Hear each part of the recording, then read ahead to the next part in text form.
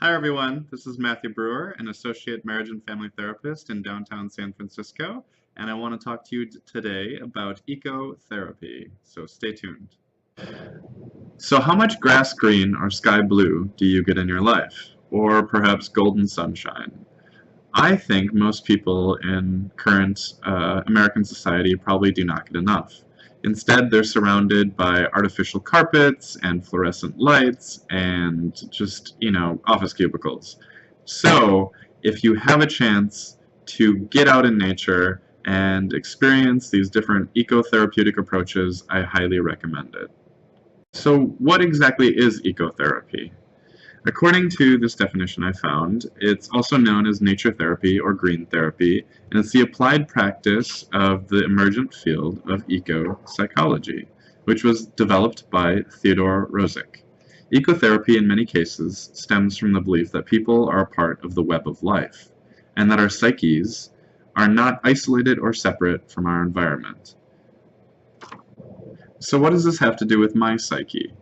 Well, according to this little infographic I got here, which I will post a link to online, different parts of our brain are kind of improved, and our health is improved by a connection with nature. So for our entire brain, we have increased mental health while gardening through increased neurotrophin production.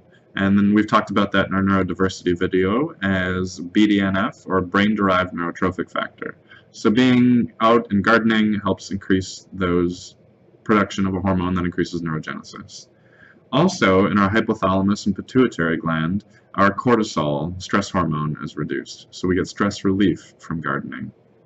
Furthermore, the very physical act of being in the soil, we come in contact with Mycobacterium vaccae, which are healthy for us and actually help improve depression, affecting the raphe nuclei of the brain.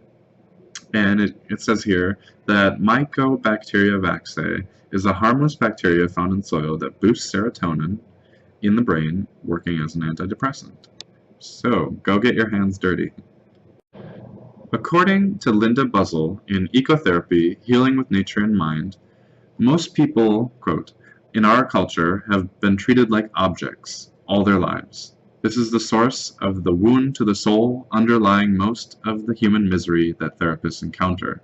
Because people have come to experience themselves as objects, they in turn objectify other people and commodify the world. They feel alienated, isolated, and empty, believing their lives hold no meaning. So as a graphic representation of this idea, we can see how humanity often thinks of themselves at the top of the pyramid there, and that all other creatures are beneath us.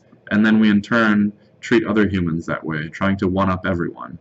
And that eco-psychology and therapy can help remind us that we're a vast part of this interconnected web, and that we don't necessarily have to think of ourselves and our important little egos and our egotism as above nature. We are an intricate part of it, and we cannot survive or be healthy without a healthy planet, or a habitat, and the wildlife around us, and without trees that provide us oxygen, and we are in a symbiotic relationship with all of that. What are some ways that I can implement this in my own life? Here are just a few ideas. You can go out into a park or hike out into the woods and do some meditating and just sit down, kind of watch what's happening around you, listen, really get your senses involved. You can also garden, and whether it's outdoors, you have a plot of land, or inside with some potted plants, that'll get you to have a little green in your life. And if you have an animal, instead of walking through the city, maybe drive out into the country if you're able to and go for a walk out in the woods. You could also get involved in a conservation organization of some sort, and then they'll have a lot of events that'll help get you in touch with wildlife and protecting our fellow creatures. And that'll help give a sense of purpose and meaning, which we know through positive psychology can increase well-being and help alleviate depression. Also, if you're able to or have any desire to, you can go camping or take a day hike. Maybe instead of going to the movies and sitting in the dark and watching this artificial creation, go out and see real creation or the evolutionary product of development. And, something that most of us are easily able to do if we take the time to do it Just go sit outside in the sunshine, or open the window and just bask in the glow of those wonderful ultraviolet rays, which are actually important for resetting our circadian rhythms in the morning and helping people have natural regularity in their sleep schedule. So getting that sunlight is especially important for people with depression.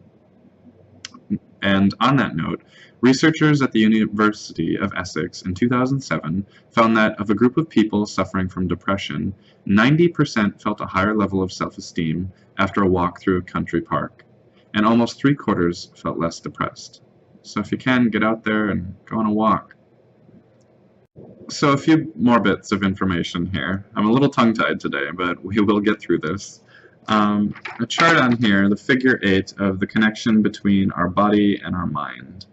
And I'll just go through and explain this in a transcript that through this loop, we think these stressful thoughts. So first off, our mind is something above, many of the other animals, and our cognitive capacity is often what leads us to think we're above other animals. But our mind can also get us in trouble. It thinks these what-if situations that might never occur.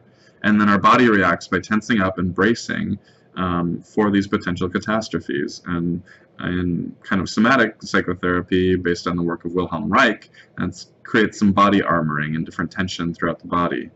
And that body tension, in turn, tells our mind, oh my gosh, something's wrong, I gotta tense up, there's danger, because our body can often pick up on danger, and so it creates this positive feedback loop of constant tension in the body and in the mind. And I contend, if we actually add potentially a loop farther down on the bottom, and ground our body in nature, which is more at peace, where we can more easily feel safe, and we can thus relax our muscles, relax our mind, and kind of get out of this stuck loop and create the relaxation response, which is another video that we have here for you. So please do check that out as well.